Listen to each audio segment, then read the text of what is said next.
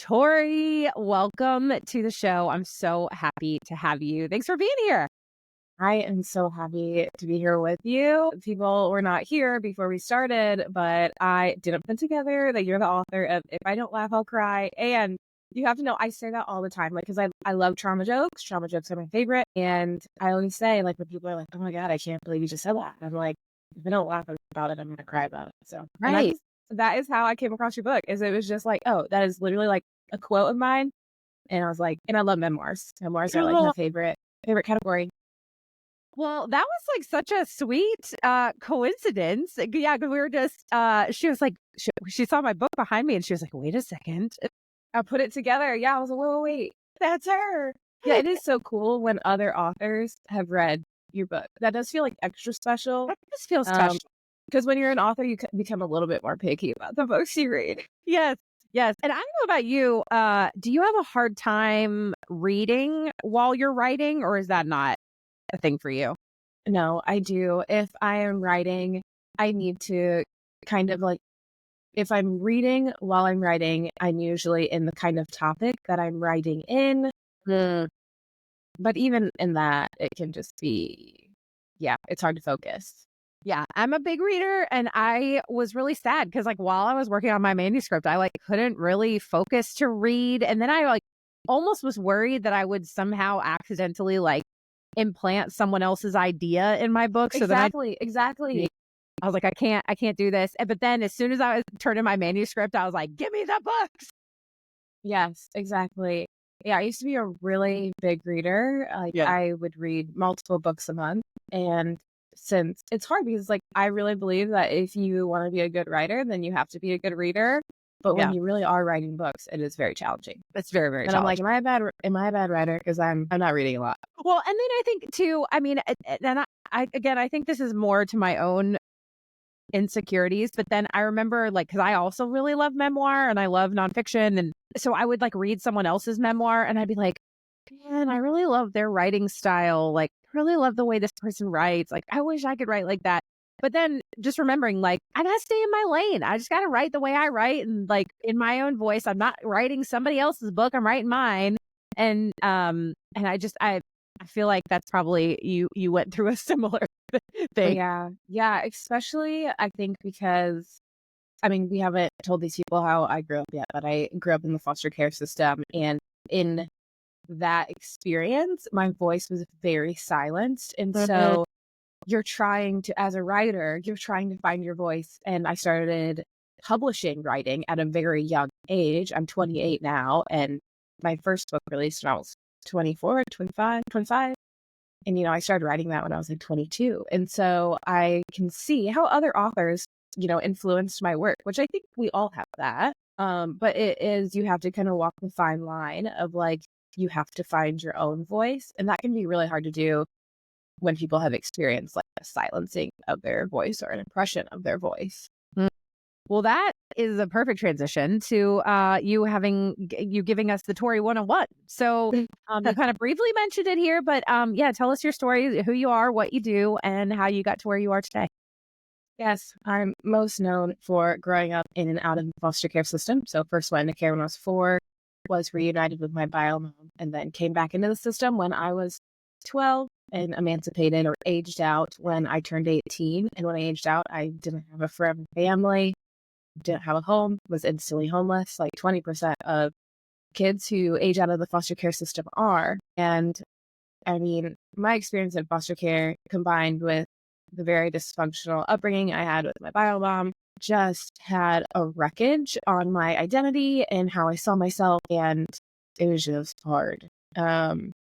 But I had a track coach who encouraged me and loved me and believed in me. And under his training, I became a 4-time state champion in track. He allowed me to come live with him and his family. He's my adoptive dad now. He's who my kids call grandpa, walking down the aisle at my wedding. And now I do foster care advocacy. So I advocate for foster care in Christian spaces, at churches, in secular spaces, in government spaces, really wherever I'm asked. Sometimes I help churches get connected with organizations, their local organizations, so their congregants can become more involved in foster care and adoption. And then there are other times when I am going to like a think tank event, and I am presenting how like policy suggestions on how the foster care system can improve. And I wrote my first book, Fostered. That was the first book that I mentioned. And I wrote it because I wanted to, my hope was that it would be for like a Tori, a teen Tori or a young adult Tori. But God was so faithful and so good, and he now uses it as a resource. It's used as a resource for really anyone who is serving kids and people who are coming from hard places, vulnerable populations. God has made it so much broader than I could have ever expected. And my second book releases in February. It's called Breaking the Patterns That Break You. I feel like my first book was really a journey about what happened to me. And then my second book is a journey of how I dealt with that in some of the worst and best ways, how I healed ultimately. Well, I love that pattern. First of all, is just being able to so vulnerably share your story in the hopes that it is going to help other people on their own journeys. And I love too that you speak to, again, like you said, like kind of teenage Tori or the Tori of yesteryear, but then also helping equip people who are in spaces who, want to advocate for kids in foster care or things like that. And then obviously breaking the patterns that break you, just helping to show that this is, none of this is linear. This Oh my is goodness, yes. it is a roller coaster that all of us go to, especially when we deal with trauma, whether that's big T or little t trauma. Like it's going to manifest itself in different ways over the course of our lifetimes. Mm-hmm. I want to kind of, before we really get into, talking about the book, I want to just get into a little bit of that kind of pivotal moment in your own foster care journey that really shaped your own perspective on resilience and hope. And you mentioned, obviously, the track coach, but that was a big turning point for you. And so I'd love for you to kind of share a little bit more about that. When you were, going from home to home and just kind of really struggling with, like you said, identity, finding identity and kind of that solid foundation, there was this track coach that really kind of began to shift things for you. So can you kind of just talk about that story a little bit and what was it that really, again, shaped your perspective on resilience and hope? Yeah. So I am no psychologist. I minored in psychology, but in my undergrad, but I am no psychologist. But when I look back at what I got to do in my sport, combined with having a father figure, which I never had, there was just something like supernatural, some kind of supernatural healing in my brain, in my body. I really feel like it had to do with, that book. You think about that book, The Body Keeps the Score, right? And the title is so good. Like we just totally get what that means. The body keeps the score for our trauma, for our healing. And I really believe that there was something that happened to my body and to my brain through running track. And I became a 4-time state champion. But I think if I wouldn't have won, there still would have been so much healing that happened. And to this day, athletics, working out has just been a huge part of my life. Surprisingly, that's not something I write about in Breaking the Patterns That Break You. And it's not really something that I heavy-handedly write about even in my first book. But I do think there's something for me. I would say, like, if there's one thing that I like continually struggle with, it would be anxiety. It would be those looping kind of things that were spoken over me, whether it was the labels placed on me when I was in the foster care system, like in my file, or whether it was the things that my mom spoke over me. My biological mom was diagnosed with bipolar and schizophrenia as I was growing up. And she had a tendency, she was physically abusive. But I think the things that really left such a big imprint on me were actually the words she said. She was very verbally abusive. Those things really left a mark on me, combined with the things that were spoken over me in the foster care system. And so sometimes those words, they just like loop over and over and over again. So I think one of the things that working out and athletics does, moving your body, is it's just like so simple, right? It's just like reps, numbers, like this is what you're doing. You're just like exerting your body and your brain literally shuts off. Like your brain is literally just focused on like accomplishing this very hard task at hand, like almost in a survival mode, but in a healthy way, like not this like fight or flight, but this like accomplish. and like you can succeed. And right, like it was like the narrative, like you're not worthy, you're not loved, you're gonna fail, you suck, to like Mhm. you can succeed, you can accomplish this, keep pushing yourself. Like those scripts are really so like they are the exact opposite. And I think when you have those in a workout context, they have to bleed over into your everyday life. And you start to realize like, oh, these are the scripts that I have here in one area of my life, but these are the scripts that I could have in my mind, and I really think that track, my athletic career did just change. Like it just changed my brain so much. And not to say after that, I didn't, there are still things that I struggled with immensely. But I would say it was my track career that was one of the most transformational, especially in high school aspects of my life. Because it was also combined with a father figure who believed in me. It felt like, when I was in the system, there were so many terrible things spoken over me. And it was just the statistics for kids aging out of foster care are really, really sad. Yeah. Many end up in prison, on drugs, homeless. I mean, the list goes on and on. And it is really, really sad. And I think to have people, and because of that, people just don't believe in us. That population of people, sadly, sometimes they don't even give us the time. And so to have my track coach say, you are worthy of my time day in and day out in the off season, and continually say throughout the year, I believe in you. I believe in you. I believe in you. I know you can accomplish this. I'm here for you. I mean, that was something that I really hadn't experienced to that extent. Yeah. I mean, when you said just like the things that, you experienced abuse in a lot of ways, not just physical, but also emotional, and how that emotional abuse really does it. I mean, words last. I mean, and I was actually talking with a friend this week about just even, I mean, I've been married for almost 13 years. My husband and I have been together, almost 14 years or over almost 15 years. And how I am still in a lot of ways like healing from things that were said to me in past relationships, even though my husband has never said those things to me. But Yeah, those narratives play in our head. And the way that neural pathways in our brain are formed when exactly. things are said over this. I mean, that is so powerful when you shared that. It's just those patterns and those narratives will replay over and over and over again. And it takes constant work and reflection to be able to heal from that. And it takes work. It takes time, and none of it is fun or easy. You just wish that those things would, you almost like want an easy button, like a Staples easy button to just like move Yes, I past would take an easy button any day. any day. Well, I mean, I think that kind of leads me to the next thing I wanted to ask you about. And that's, in your newest book, Breaking the Patterns That Break You, you obviously a lot of it is really focusing on finding healing that is lasting, that healing that is not just a temporary band-aid, but something that is deep. It's at a soul level where you're really looking for transformation, not just reformation. And so I'd love for you to kind of share.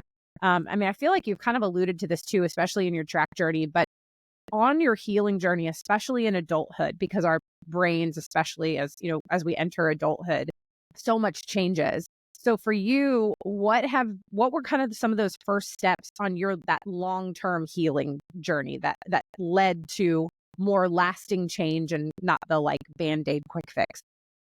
Yeah. Well, and I say that like in this book, people are going to find real healing because I think as trauma survivors, as people who have experienced hardship and pain, it's like we try everything on the list, like therapy, check, working out, check, sleep, check, community, check, church, check, praying, check. Like we just do all the things. And then it's like, well, I still feel absolutely broken at the end of the day.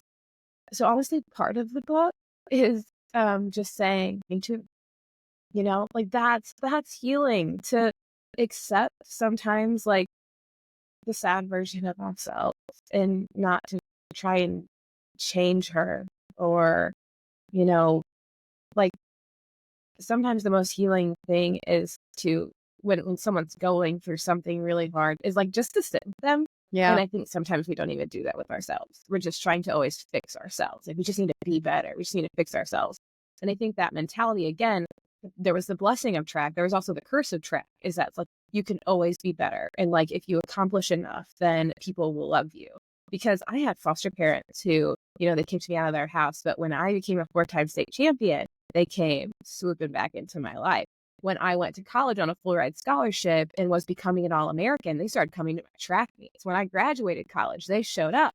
And so what I learned throughout my upbringing was, and even into my young adult life, especially actually, is if you accomplish enough, you will earn people's love. It was literally like classical conditioning. That's a psychology theory, by the way. And it's literally like, if you do X, it'll produce Y. And usually it's used on animals. But in this case, it really was what happened. And so I think, when I look at my own healing journey, the first thing was noticing these patterns, right? These usually they were thought patterns that then bleeded into behavioral patterns. And it was noticing them and then having to sometimes like see, okay, there is some good in this, but oftentimes, again, I think another thing about trauma survivors is like, so impulsivity is a trauma response. Being super radical about things is a trauma response. So like wanting to accomplish things, being ambitious is so good, but it's also like this two-edged sword that can so easily bleed into success becoming our identity and wanting to earn people back through success. And so having to acknowledge, okay, what are the good parts of these misconceptions? What can I take from these? But also what can I throw out? So the book actually has 14 lies that and they're subtle lies. Like these are not lies that you're going to come across in other books. They're the subtle lies that just kind of seep into our minds, into our brains, and that we function from, and we don't even really know it. And my hope is that the book, that it's compassionate, because that's what I needed to be for myself. Again, being an athlete, you are really hard on yourself as an athlete. If you're a good athlete, you're hard on yourself. And there's a blessing to that. Like there's this book, another book called Grit. It's one of my favorite books. Angela Worth. Yes. I Yes, love it. I love that And book. she talks about like the importance of discipline, the importance of being hard on yourself, the importance of resilience. Like these are all really, really good things. But I think when we become radical with them, they can actually be like a way of self-harming.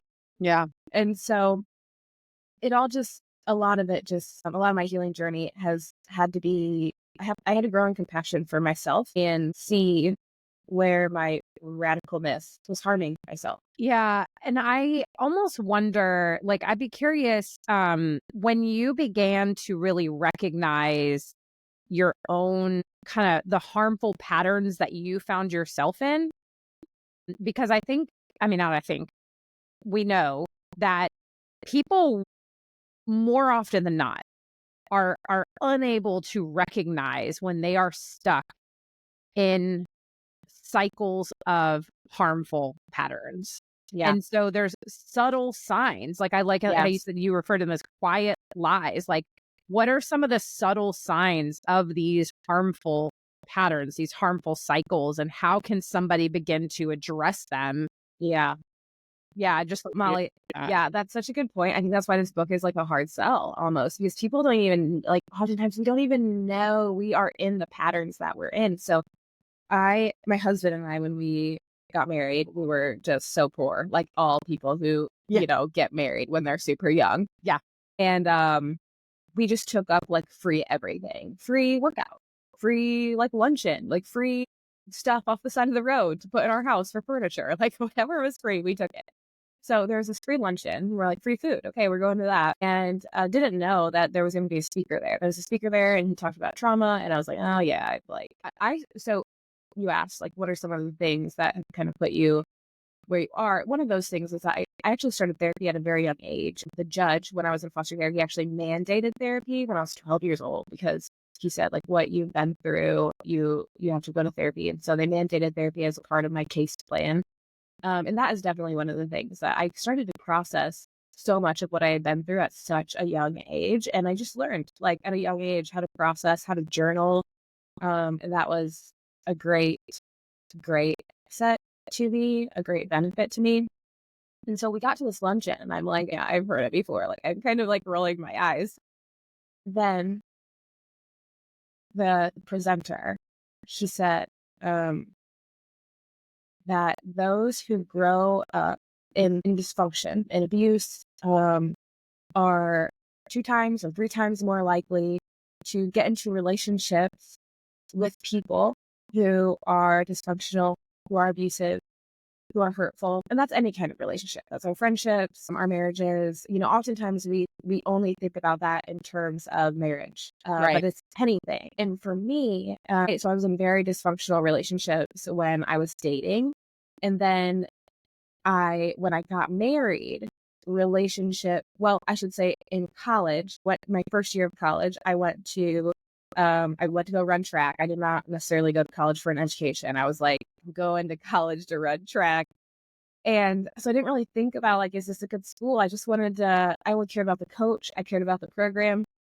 And so the coach that I had at the first college I went to, he was actually fired for what they said was quote unquote athlete abuse. Never heard that term before. Would absolutely say now, looking back, that I was one of his victims. But when I was in it, couldn't even recognize it. Then I got married, and there was this mother figure in our church that I just latched onto, and I wanted her to give me all the advice, and I wanted her to love me. And again, looking back on that relationship, it was very dysfunctional. We were very mean to each other. Like, it was bad. And I look back and I see that relationship was a lot like the relationship with my mom. And so I think sometimes we think, oh, we're the people who grow up in dysfunction. Of course, yeah, they're going to like enter into dysfunctional relationships with their significant others, but we actually don't see like our relational patterns can transfer to any relationship in our lives. And when he said that, he said, trauma survivors often enter into these kind of relationships, it's because it's where they find comfort. It's familiar to them and they don't even recognize the dysfunction. And that just like blew my mind, because I recognized, like, at the time I was in this relationship with this mother figure in my life. And I was like, oh no, like that relationship looks so much like, and I didn't recognize it until someone said it. And so I think part of it is just having people around you who can point these things out and being open to criticism, being open to feedback. I will say that that is something that I've always been able to do. And I don't like, that sounds braggy. Yeah. But I think, again, it's the track thing. Like, I was coachable, I was teachable, and these things transfer into your adult life in another way. So when people give me criticism and when people give me feedback, sometimes I can take it to the point where it like crushes me and it like stays with me forever. And that's not healthy either. But there are a lot of times where I take it and it has helped me. And so, if you can be someone that can be a good listener, that can receive feedback and criticism and actually say, is this applicable to my life? And if you can be honest and reflective with yourself, that's going to show you a lot of those subtle patterns. Yeah. The honesty and the reflection piece are so key. And the reality is, and this is something I had to realize in my own life, and I think you've kind of alluded to this, but also just as we, whenever we have these kind of conversations, like all of us have other people too that like pop into our head, or we're like, man, this person really needs to hear this conversation, Yeah. And the reality is that, because both my parents were recovering alcoholics. And so I grew up all around people in recovery. And, the one thing that really separated, in all honesty, the one thing that truly separated people who were quote unquote successful in their recovery and really stayed on a journey of sobriety or free from drug addiction or whatever it was, versus people who were not as successful, it was one of the first steps. I think it's the first step. Yeah, it is the first step in the 12-step program, is admitting that you are powerless over alcohol. Yeah. And admitting that you are powerless over insert whatever the thing is here, whatever the harmful pattern is, whatever the cycle that you're trying to break, you have to want to get help. And I mean, my dad, who's been, he's 80. I talk about this a lot. My dad is 80. He's been sober for 45 years. For him, like he's sponsored a ton of men, and he's like, and the reality is the ones who stay sober are the ones who admit that they have a problem and want to get better. And the ones who don't, the ones who end up continuing into patterns of drinking, can't admit they have a problem and don't want to get better. Yeah, that's so good. And I think you can alcohol, drug addiction, porn use, abuse, whatever the thing is, it's admitting that there is a problem and wanting to get better. And that is that first step. But man, that is like for a lot of people, for all of us, that is a mountain that just feels impossible to climb.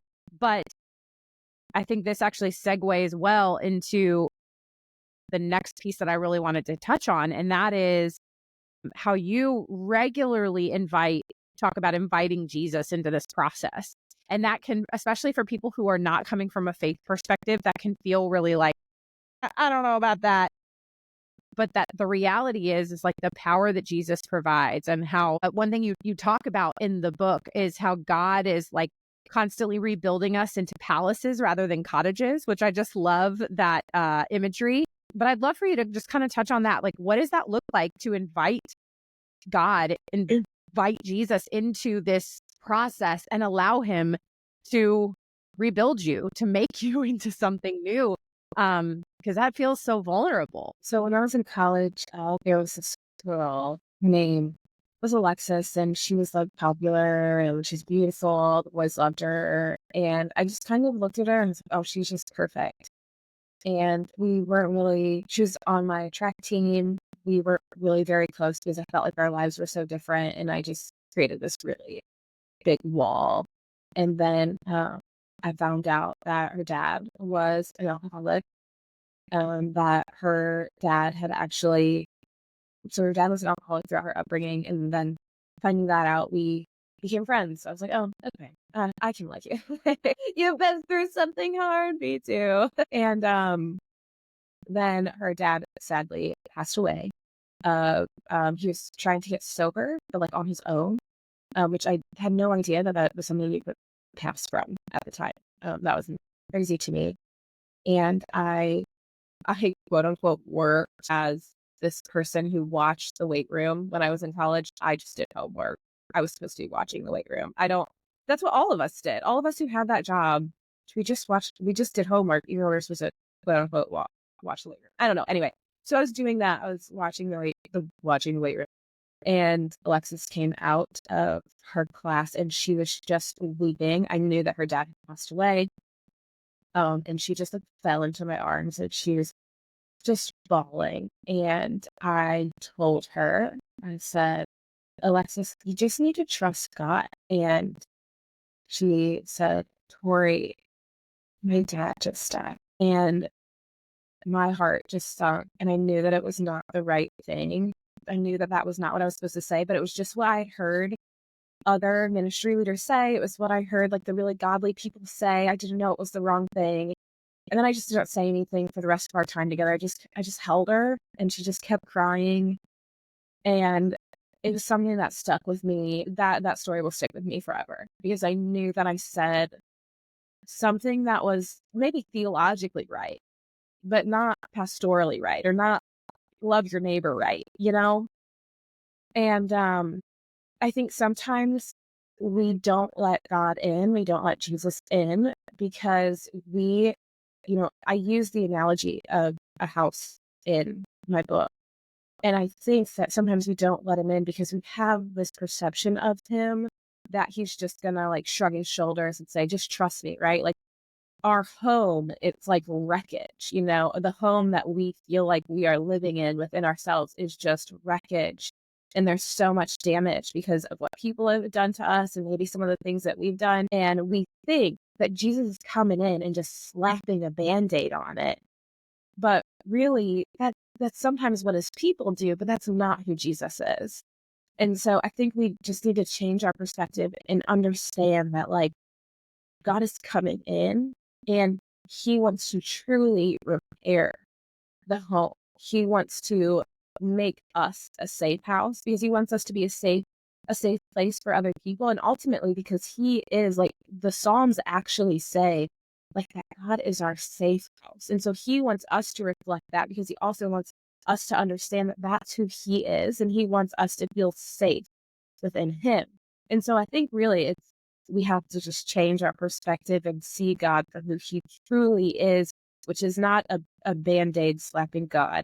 It's a God who comes alongside us, holds our hand, walks with us, and to repair the things that truly need repaired, and to make new what needs to be. I love the way that you use that analogy, mainly because I'm also just like a very visual person. And so being able to hear and see that analogy kind of come to light is just really powerful. And especially as somebody who has, we've done some renovations on this house as well. And like when we've discovered, areas that like the original builders like maybe cut some corners that were like, well, this is not helpful at all. And I remember when we bought the house that we're living in, and we were renovating the kitchen, and it was like we had pulled up some old tile that was like from the 80s, and it needed to be gone.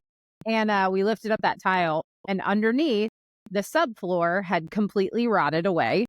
And so we had to completely replace all the subfloor. And it was like, just the least fun part of a renovation, when it's like, why do you want to spend all this money on what is not exciting? And I remember the other thing too was we were taking down some walls and opening up some rooms, but a couple of the walls were load bearing. And so we had to wait. You took down load bearing walls? Yes. Well, so yes, but with like we had, okay, so no, as bad as it sounds, is that a couple of the walls that we wanted to take down were load bearing. So in order to do it, we had to hire this engineer to come in. Okay. Yeah. So no, we didn't do it. You took them down and you didn't know they were load bearing. No, I was like, oh no. No, I realized as I was saying it, I was like, I probably said this wrong. No, so we knew we wanted to take them down, but we had to have this engineer come in, and he was like, these walls are load bearing. In order to do this, or to like open up some of these walls, we're going to have to put in not only a beam like on the top, but they had to go in the crawl space of the house, like underneath of the house, to put another beam there. And it was like, I remember thinking to myself, because it was like astronomically expensive to put in 2 pieces of wood, Tori. These are 2 pieces of wood. Like you could, like, these are like 2-inch by 10-inch boards. And it was insanely expensive to put in 2 pieces of wood. So, like, the wood itself probably cost like $10, but this feels stupid expensive to be able to take out this wall. But it was this beautiful analogy of like, you have to put the work in to the really unsexy parts in order so that everything doesn't collapse on itself. And so it's not fun. Oh, so good. It's not sexy to like do inner soul work. It is not fun or sexy to sit there and to confess your sins to one another. It is not fun or sexy to sit there and to really like recognize the unhealthy sin patterns that you're in and work to break out of them. But if you don't do that, like you said, you cannot heal beyond that. You have to do the foundational work. Yes. In order to do it right. And man, yes. And that's what I say. So my husband, these analogies became very apparent to me because my husband and I love old homes. Yes. And we have a few old homes that we have renovated. Our first one was a 100-year-old duplex. And then the second one is a 200-year-old house. And the second one, the 200-year-old house, we actually live in it. And, it had like the people that we bought it from, the husband was a contractor. And so there was just such a good foundation to it, such good bones. Like they had taken such good care of it. The first one that we bought, the duplex, I mean, it was rented out, for years and years and years, but just by landlords who were like putting tenants in it, not really keeping up with the beauty of, the nostalgia of the home. And so with that home, we really had to put so much work in it for it to be a place that you could really appreciate and to restore it, to bring it back to its original beauty. And what I realize is once we restore that, there will always be, when you have an old house, there will always be things that you have to Always. fix, that you have to maintain, that you have to keep up with.